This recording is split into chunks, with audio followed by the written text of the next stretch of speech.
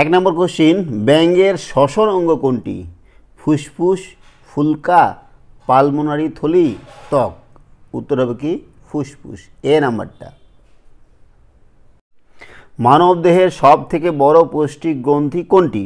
Pituitary, thyroid, যকৃৎ, লালাগ্রন্থি। মানবদেহের সব থেকে বড় পৌষ্টিক গ্রন্থি হচ্ছে যকৃৎ। ভাইরাসের বাইরের আবরণের নাম কি? Coat, virion, viroid, capsid. ভাইরাসের বাইরের আবরণের নাম হচ্ছে ক্যাপসিড, ডি নাম্বার অপশন। কোনটি বংশগত রোগ? হিমোফিলিয়া, ক্যান্সার, এইডস, নিম্ন রক্তচাপ। দেখো ক্যান্সার বংশগত না, এইডসও বংশগত না, আর রক্তচাপ, নিম্ন রক্তচাপ এগুলোও এইডস বংশগত না। বংশগত হচ্ছে হিমোফিলিয়া। দেহের সবচেয়ে ছোট অস্থিটি হলো স্টেপেস, ইকসন, ফিমার, হিউমেরাস। অ্যান্সার হবে স্টেপেস। দেহের সবথেকে ছোট অস্থি হলো স্টেপেস, এ নাম্বার অপশন। রক্ত চঞ্চনে সাহায্য করে ভিটামিন কে, এ, সি, বি12। রক্ত চঞ্চনে, রক্ত জমাট বাঁধতে সাহায্য করে হচ্ছে ভিটামিন কে। মানুষের লুপ্তপ্রায় অঙ্গ, A number option appendix, B number চোখের পাতা, সি নাম্বার পায়ের আঙ্গুল, ডি নাম্বার হিউমেরাস অস্থি।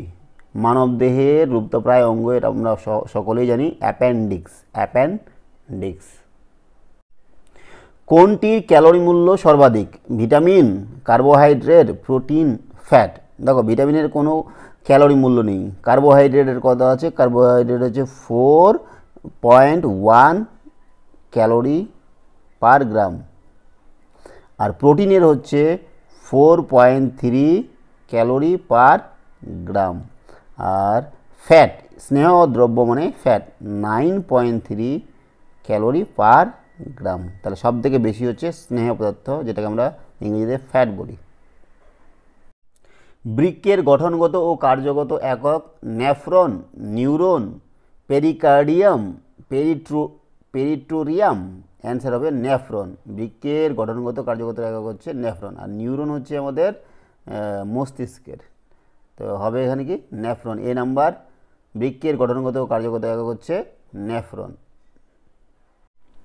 কোন ধমনী অক্সিজেনবিহীন রক্ত বহন করে?